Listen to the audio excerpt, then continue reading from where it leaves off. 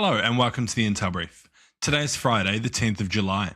I am your host Daniel, and today we're going to talk about Erdogan gave NATO leaders a revolver with some ammunition to cause a bit of a conundrum at the end of the summit.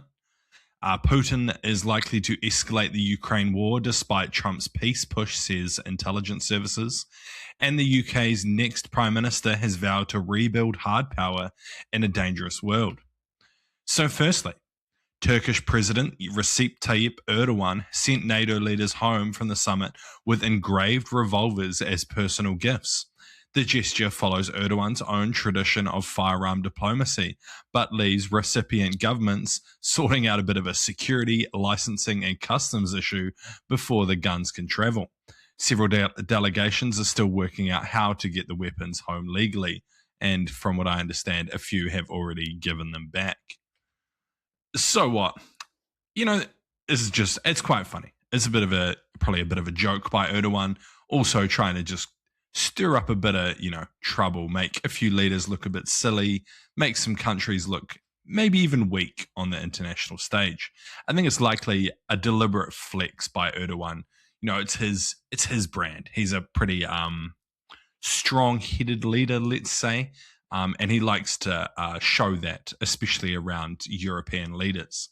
It's definitely caused a bit of a minor headache for some of the recipient governments, with, I think, one I can't remember the name of right now, not realizing that the gift was in fact a pistol until they returned to their home country where the firearm was illegal.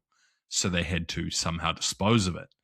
And I think it underscores Turkey's continued position as NATO's most unpredictable member. As we talked about in the lead up to it, where they were arresting, opposition to the government, European leaders aren't really going to say much. They need to keep Turkey on side, especially in terms of NATO. There is a relative fear that, if they were to push Turkey away, they would quite quickly switch to supporting the Chinese-Russian alliance. So yeah, you can definitely see why they essentially just play ball. And I think this is just a bit of a joke by Erdogan to kind of push some buttons.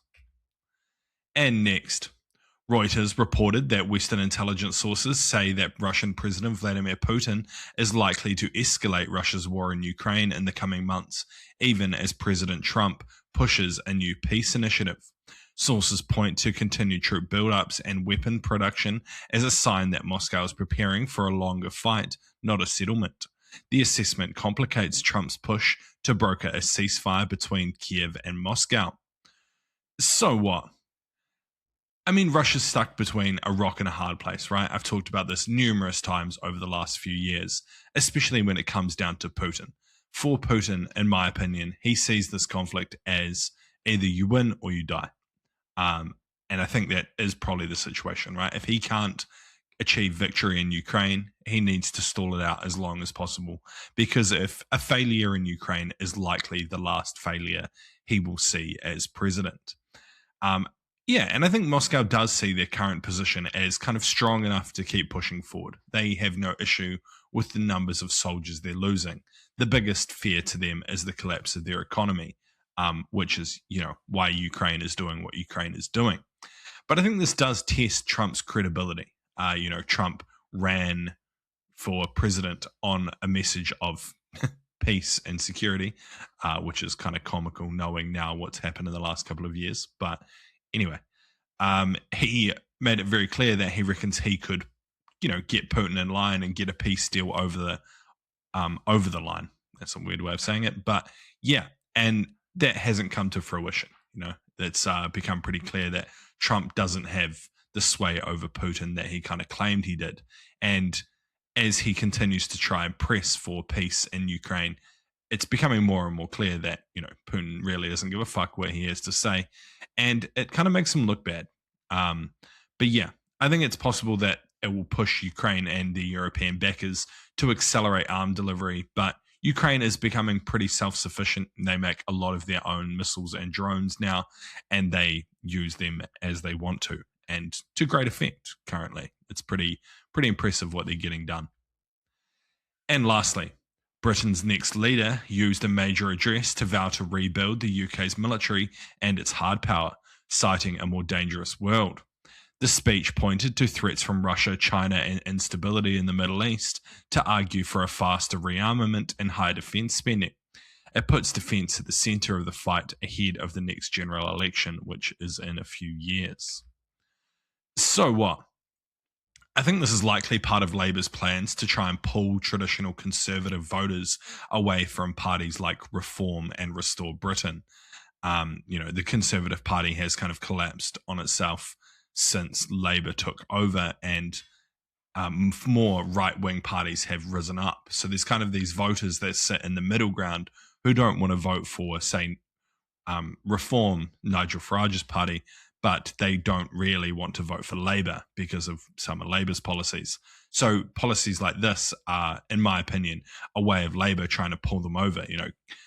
People that don't want to vote against, like, let's say, very strict anti-immigration laws, but they do want to see a stronger British military, can now kind of lean towards Labour and be a bit more comfortable with it. I think it is unlikely to win in the next general election. They're pretty unpopular at the moment. So unless something huge happens in the next few years, it's not looking good for them at the moment. Things are not trending in the right direction, which is why Keir Starmer's gone, right? That's kind of what happens. But I think in the meantime, it is going to be a positive step for the UK's military. If we can get some of that money flowing and get some of the rearmament done before the general election, that is a huge win for the military.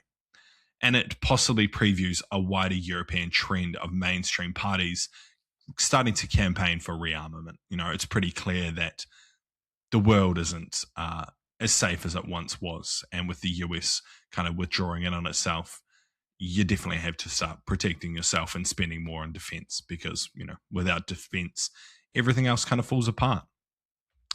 But anyway, that's been the Intel Brief. I've been your host, Daniel, and I'll see you again on Monday. See you.